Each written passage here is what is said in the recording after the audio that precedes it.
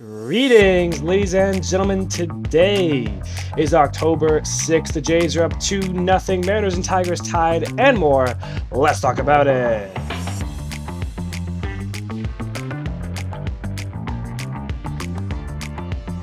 Hello, everybody. My name is Steven. This is the middle of the order. How are we doing today, ladies and gentlemen? The AL and NLDSs are underway, and I am not at the normal middle of the order offices. So if this episode sounds a little bit different, it's because I'm using a headphone mic, and it's been a very difficult challenge to make it to the settings I want it to. So it's what you get for the episode today. And if you don't like it, cry about it. Anyways, let's dive right on into the games that we've been going over so far. We've had 6 games in total. And we're going to start with the Cubs and the Brewers in the NLDS. They've played one game to this point. The Brewers took a 9-3 victory in the opener at home, the number 1 team in the NL, number 1 team in baseball. Freddie Peralta, he was on a heater, 5 2/3 with 9 strikeouts, gave up 2 runs. The 9 strikeouts, he joins Brandon Woodruff, Don Sutton, as well as Gallardo for the most Ks in Brewers postseason history. So Peralta was very good. Matthew Boyd, on the other hand, for the Cubs, was not very good. He gave up 6 runs, only 2 of which were earned on his part, but he wasn't able to get out of the first inning. Only got 2 outs in the inning. The Cubs did score first. Michael Busch led off the game as well as all the division series because this was the first game on Saturday. He hits a homer off of Peralta. That puts the Cubs up 1. I'm thinking to myself, okay, well, the Cubs have momentum. Watch out, Milwaukee. They open up their offense with 3 back-to-back doubles. Jackson Chourio, Bryce Terang, William Contreras. They tie it. They take the lead. They end up with 6 runs in the first inning. Just kind of put an exclamation mark on that series. They added 3 more in the second, and from that point on, it was pretty much over. The Cubs hit 2 solo home runs later on in this one. Ian Happ, Nico Hoerner, but 3 solo shot home runs don't win games when you give up 6 runs in the first inning. The big thing for the Brewers in this one that kind of took the life out of the win, Jackson Chourio left the game with an injury after hustling down for an infield single. He was on for maybe one of the greatest games in Brewers history. He was 3 for 3 in the second inning alone. Like, he was putting up hits, getting the doubles, of course, as well. So that will be a big blow. We'll see if he's in the lineup for today's game later on. But yeah, that's definitely where the Brewers got their loss of the day. But everything else was pretty solid. Offense clicked really early. You know, when you're up 6 runs in the first inning, it's hard to kind of come back from that. You're the best team in baseball. You've been the big brothers to the Cubs kind of all season long, despite them having the season series over them. But yeah, the Brewers looked really good. Cubs, I think the offense, there were some hits there. Peralta's obviously the ace. I think they might have better luck going down the line.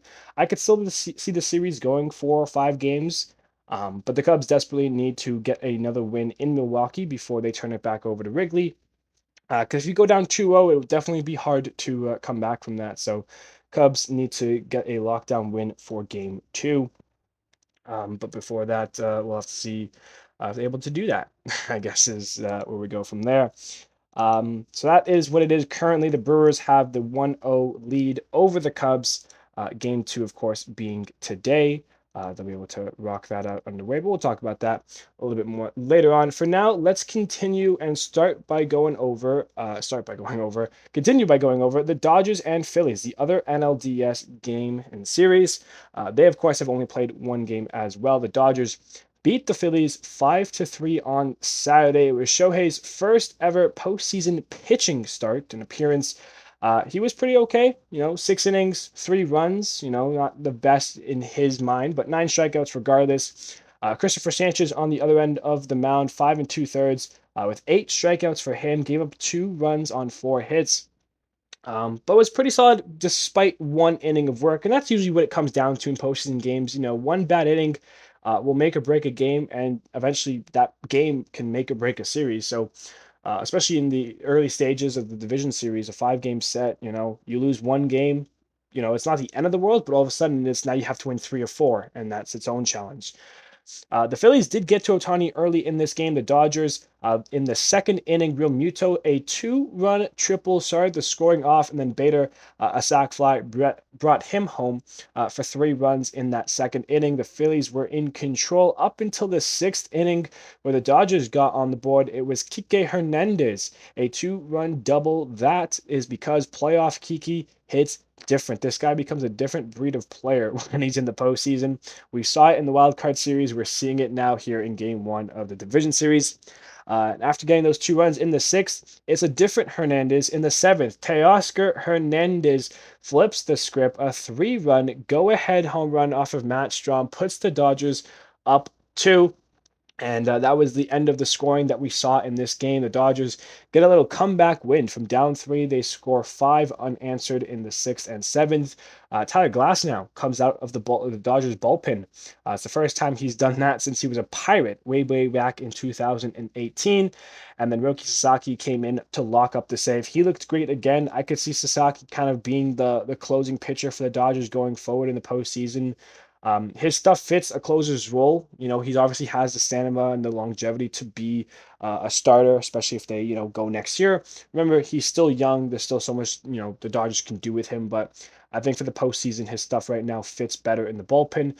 We've seen him twice now in the bullpen, and both times he's looked really good. He's locked up hitters, and that splitter has been deadly. We'll be talking about that splitter or splitters in general a little bit later on. But yeah, I mean, if you're the Phillies, you were at home, you had a 3-run lead, you trusted your bullpen, and it let you down. And that's kind of the story of all teams in the postseason is, can you trust the bullpen when it gets down to it? The Phillies, you would have loved to see more offense for them, for sure. Against Shohei Ohtani's tough cookie, get 3 runs early, but he's able to turn it around. He kind of locks in a little bit. And from that point on, your offense becomes kind of stagnant. And then next thing you know, here come the Dodgers. It's the Dodgers, despite having a tougher season than we thought they were going to have, it's still the Dodgers. Their lineup is still loaded with stars. And when you get away from the Mookie Betts and the Freddie Freeman and the Shohei Ohtani of it all, you get down the list a little bit. Guess what? There's Teoscar Hernandez. He's been a dog in the postseason before. He still is. He's a postseason merchant. He comes through for the Dodgers in this one. He had 2 homers in game 1 of the wild card. Same with Ohtani. Teoscar, different breed right now. He's got 3 homers in the postseason altogether. I believe 9 RBIs. He leads all of hitters in those stats, respectively.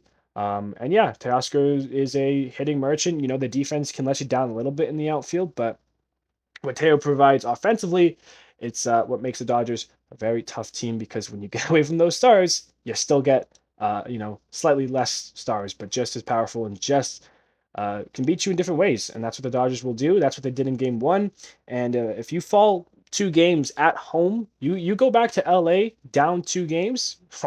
Good luck, Philly. Losing game 1 at home is really tough. Losing both games at home, you might as well call your season over. So kind of like the Cubs situation, except Milwaukee's home versus Cubs being home. Phillies definitely need a win today to kind of, feel like their season is still alive and kind of still in their control. So that's the difference there between the Dodgers and Phillies. We'll see how game 2 plans out later on today. Moving on now, we've got going to the ALDS. We've got the Tigers and the Mariners. We're going to start there. The ALDSs have played 2 games. They, all division series started on Saturday. And then yesterday we had game 2 of the ALDSs. So for game 1, the Tigers were able to take a 3-2 win in the 11th inning. Our first extra inning game without a ghost runner this year. It's always, fun to see this happen. I was thinking, 14, 15 inning game. Here we go. Because you're so used to playing small ball and extras in the regular season where you just kind of have to bunt the guy over and then get a sac fly and you can win a game like that. Now you actually have to string together, a couple hits and get a guy in scoring position, get that big knock. Tigers were able to do that in the 11th inning. George Kirby, 5 innings, 2 runs, 8 Ks for him. He got the ball for game 1, and then Troy Melton got it for the Tigers. He went 4 innings, 2 hits, 1 run, 4 strikeouts. So he was pretty solid, pretty locked down as well. His only mistake went to, of course, Julio, of all guys. He gets his first career postseason home run. He goes yard in the 4th inning, and it's the first home postseason run for the Mariners since Game 2 of the ALCS way back in 2001. T-Mobile Park, or not T-Mobile Park anymore, but that place was rocking all series long for both games 1 and 2. How about Kerry Carpenter? He was what, 4 for 9 against George Kirby in his career with a home run. He hits a 2-run go-ahead home run, and his lifetime numbers against Kirby, 5 for 11 with 5 home runs. This guy kills Kirby. Absolute insane. The Tigers go up by 1, but it's Julio that comes through again later on. He ties it with an RBI single. That's how we got to the 2-2. That's how we get to extras. No ghost runner. In the 11th, Zach McKinstry would get the RBI single up the middle. That scores the run in the 11th. Montero comes in. He gets the save. And the Tigers get a big Game 1 win on the road.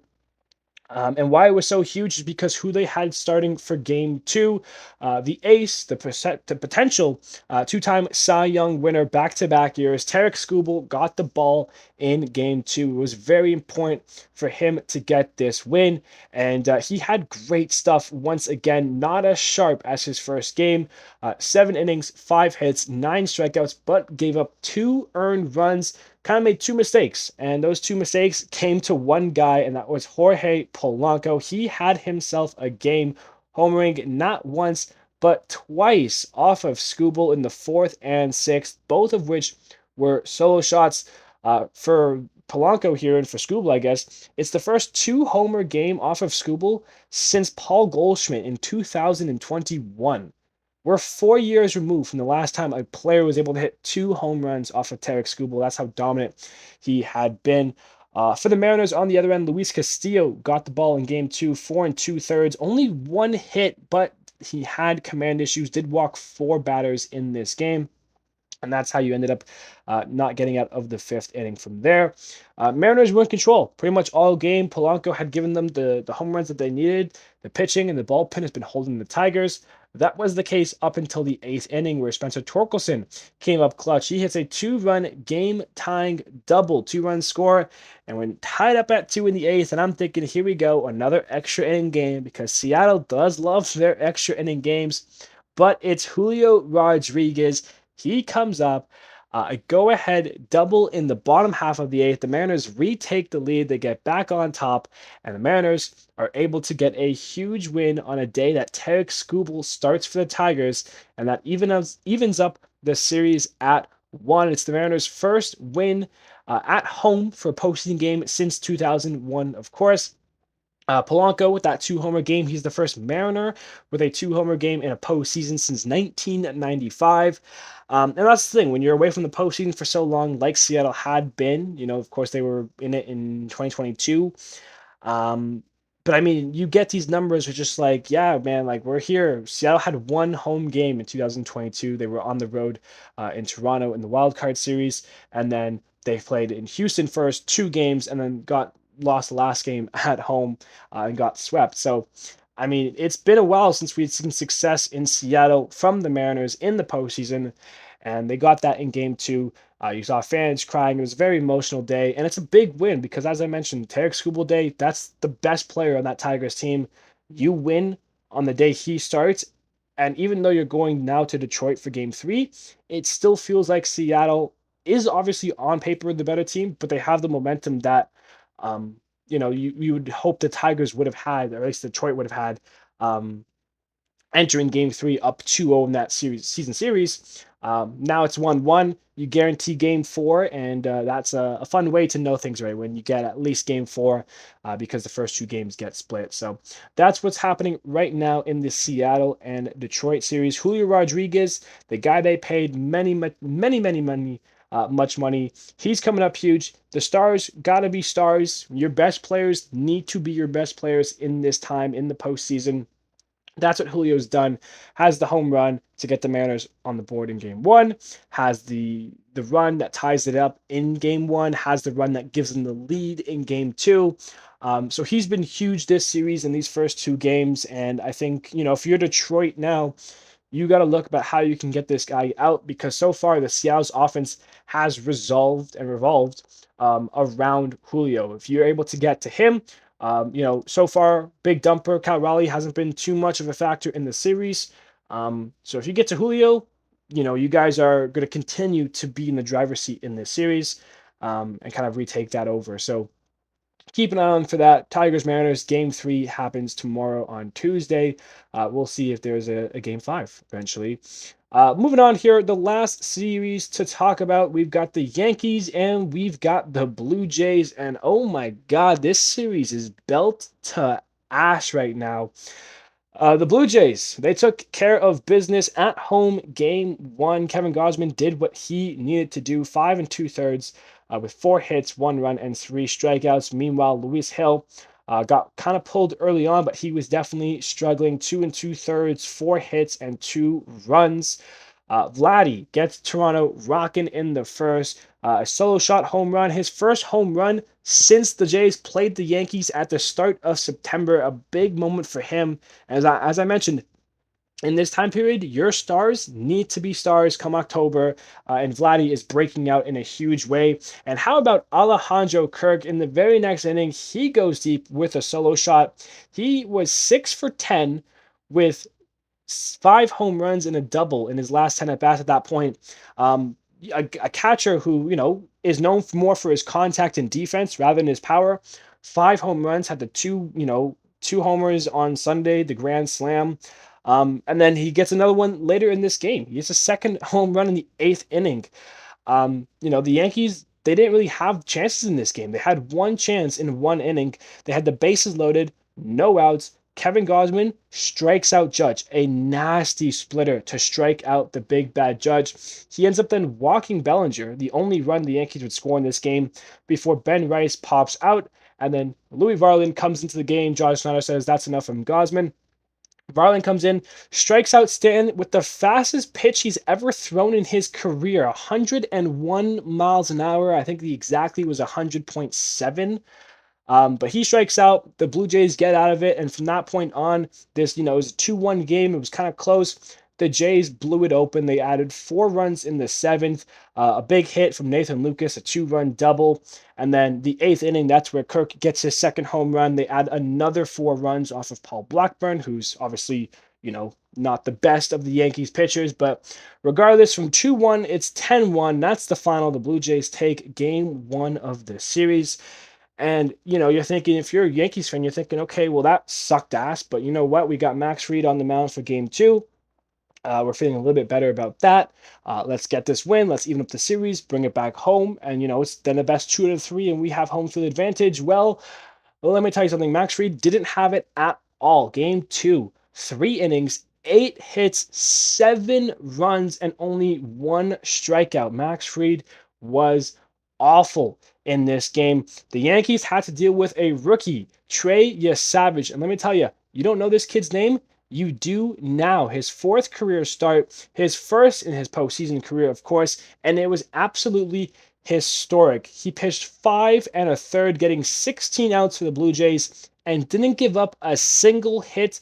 And of those 16 outs, he struck out 11 batters. Are you kidding me? He walked 1 person. That was Judge in the first inning. So yeah, you're thinking to yourself, okay, Yesavage is fantastic. Yankees have no offense. How did we give up 7 runs? Ernie Clement gets a home run off of his curveball that scores a 2-run homer in the 2nd. The Blue Jays are off and rolling. They add 3 more in the 3rd. Kirk, a ground out, scores a run. Varsho had a huge game. He gets a double. That scored a run, and then Ernie, an RBI single, scores Varsho. It's 5-0. Next inning, the Jays get the bases loaded, and steps up the $500 million man himself, Vladimir Guerrero Jr. He's looking for a fastball. He hunts the fastball. He gets the fastball, sends it so far. Second deck, grand slam for Vladdy. It's 9-0. Very next batter, Alejandro Kirk. Once again, he gets a single, and then Varsho goes deep. The Jays were up 11 runs after 4 innings. This game was over. This series feels over. And by the way, if 11 runs wasn't enough, next inning, Springer homered. His 20th home run in his career in the postseason.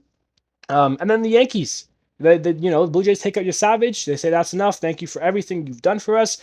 Bellinger homers in the sixth inning. That gets the Yankees on the board. It's given Chris Ball scores an incredible three to cut the lead from 43 to 40. It was over. This game's over. Varsho comes back up. He hits his second home run of the game because why not? The Jays needed to add a 13th run in this one. The Jays scored 13 runs. That outscored what? Four football teams yesterday as well. Football was going on. The Yankees were able to score 5 runs in the seventh off the bottom guys of the Jays bullpen. So that there's some positive outlooking there, I guess, if you think about it. But it's way too little, too late. The Jays beat up on the Yankees at home in this series. They take a 2-0 series lead. Kirk great in the game once again. Vladdy the grand slam. Dalton Varsho 12 total bases. He was 4 for 5 with 2 doubles and 2 homers. The Yankees, that's the most runs they've allowed over a 2-game span in their postseason franchise history. 23 runs the Jays scored in these first 2 games. The Blue Jays have been absolutely crazy offensively. And again, defensively as well. Their pitching has been very solid. Take away that 5-run inning from the Yankees, because that was off of guys like Eric Lauer and Tommy Nance and Justin Bruhill, like the guys that you really don't know if you don't care about the Blue Jays. 23 runs in the first 2 games of a postseason series. That's the most by any team ever in baseball history through 2 postseason games. Absolutely incredible stats there. And you just go through the lineup a little bit. George Springer, I mentioned 20th home run of his postseason career. That ties Jeter for 5th all time in MLB history.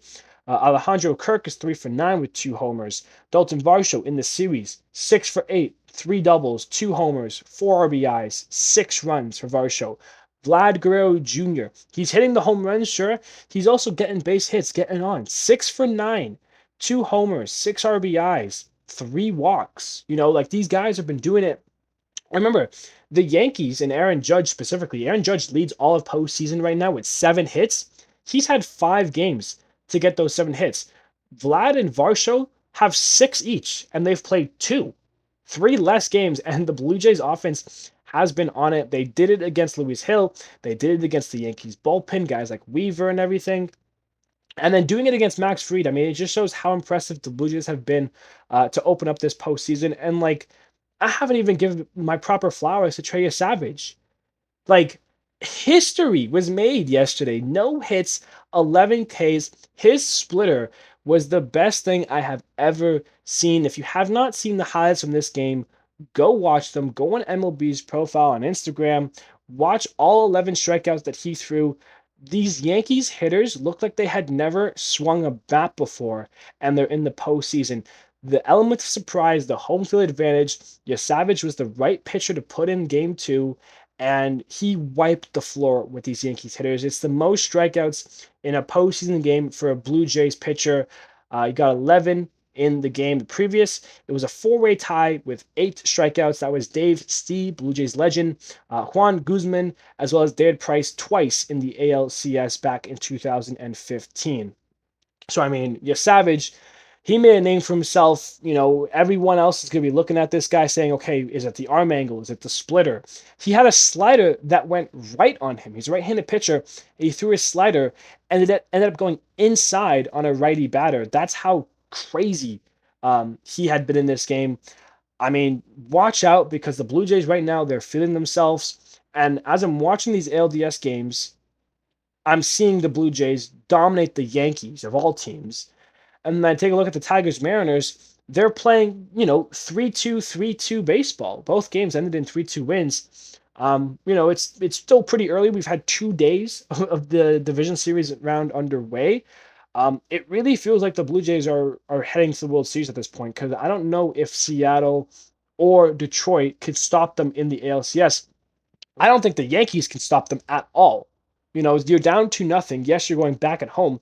The Blue Jays got 7 runs off of Fried. You think Carlos Rodon is going to save your season? MLB Fox, they had David Ortiz out here. Of course, MLB Fox, they do a great job. Very funny trio there of, Jeter, A-Rod, and Ortiz, 3 former major leaguers there. Ortiz had some great quotes from the show after this game, saying that the only chance the Yankees had was if Derek Jeter and Alex Rodriguez and Babe Ruth and Andy Pettit and all these Yankee legends from back then. Only if they joined the team do the Yankees have a chance. He said that they could bring Jesus back and they wouldn't have a chance. That's how dominant the Blue Jays have been. It's been a belt to ass series. Jays are in complete control. And I'll be shocked if we end up back in Toronto for Game 5. I think the series ends in 3. I think a sweep is inevitable. The Jays offense has looked phenomenal through 2 games. And even if Carlos Rodon can hold the Blue Jays offense in Game 3, the Yankees offense has shown me nothing. And you can't be there like, oh, they scored 5 runs, in that game. They did it off of Tommy Nance and Eric Lauer. Like, these are not the guys that you're supposed to, like, these are the guys you're supposed to score 5 runs off of. Like, this is the Yankees. We're talking about the New York Yankees. And together, outside of that 5 run inning that, was kind of gifted to them in a way, they have the Bellinger 2 run homer and the Bellinger walk. They didn't really score a run in the first game. They had a bases loaded, no outs, down by 2, and Judge up to bat. And all they can get is a bases loaded walk. They're still losing the game. Like, once they got out of that inning, the Jays felt like they were going to win that game. At the time, it was still 2-1. And then they add 8 runs in the last 2 innings. Like, it really was, they're being outmanaged by John Schneider. Aaron Boone is not making the right decisions. John Schneider, using 7 pitchers in Game 2, I think was unnecessary, but it's what they did. It's how they got the win. And right now the Blue Jays in complete control. Yankees, they got to find a way to not only win 1 game, they got to win 3 straight. And if these first 2 games taught us anything, it's going to take a miracle. We've seen miracles happen. Don't get me wrong. It's not over till it's over. And if any team can come back from a deficit like this, you got to think, hey, it's a historic franchise in the New York Yankees. But honestly, from watching these 2 games, it really is going to take Jesus to come back to move this mountain. It really is a really tough deficit. Moving on here, some other news that we got to go over really quickly. Some not regarding the postseason, some is regarding the postseason. We had a lot of managerial firings and dismissals that we mentioned in the last episode. The Rangers have already gone ahead. They've hired Skip Schumacher to a 4-year deal to now manage the Texas Rangers. I like Skip. I liked him with the Marlins when he was managing that team. He won Manager of the Year that year. That was the year Miami made the postseason. No one thought that was going to happen. They did. That was 2 years ago, 2023. So I do like Skip Schumacher. I think it's a good move for Texas. They have a good team. They could have been in this race, had some guys stayed healthy. You have Seager for a full season. If Oldie stopped getting hurt every once in a while. So I think Texas will have a good chance next year, but that is the hiring that they've made. I think it's a good call, and I'm excited to see Skip Schumacher, see what he can do with that Texas Rangers team.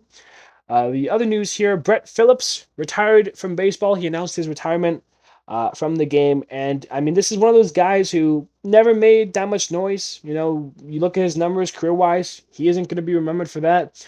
What he is going to be remembered for is running around Globe Life Field with his arms out like an airplane after he walked off Game 4 of the World Series in 2020 for the Rays to beat the Dodgers. That moment is still one of my favorite baseball moments that I've ever seen watching TV and watching baseball. That hit, that whole sequence is one of the best I've ever seen. Brett Phillips will go down in MLB history for that hit. That's what he'll be remembered for.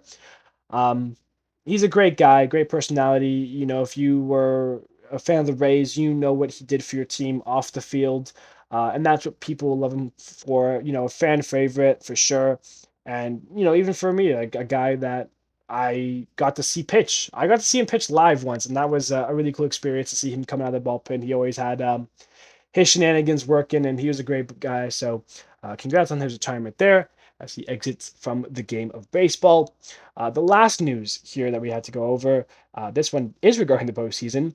The Mariners left Brian Wu off of their roster for the ALDS. He apparently, we know that he had an issue in his last start. He did leave with an injury, but comments made it seem like it wasn't a big deal.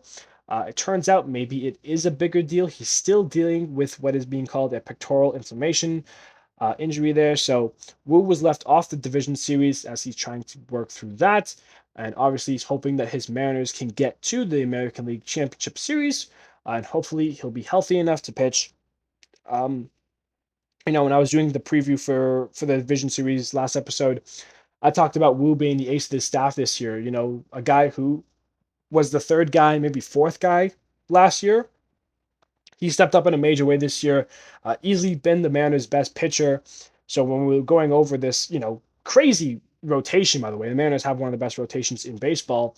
We're talking about Kirby and Castillo and Bryce Miller and Logan Gilbert and Wu.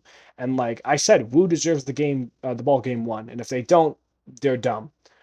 He didn't get the ball. I didn't understand why. And then the roster, I saw he wasn't on it, and that's when I found out that he'd been dealing with his pectoral inflammation there. So Wu was left off on it, and hopefully Mariners can move on, make the comeback, and he can pitch in the American League Championship Series. That's the hope there for him.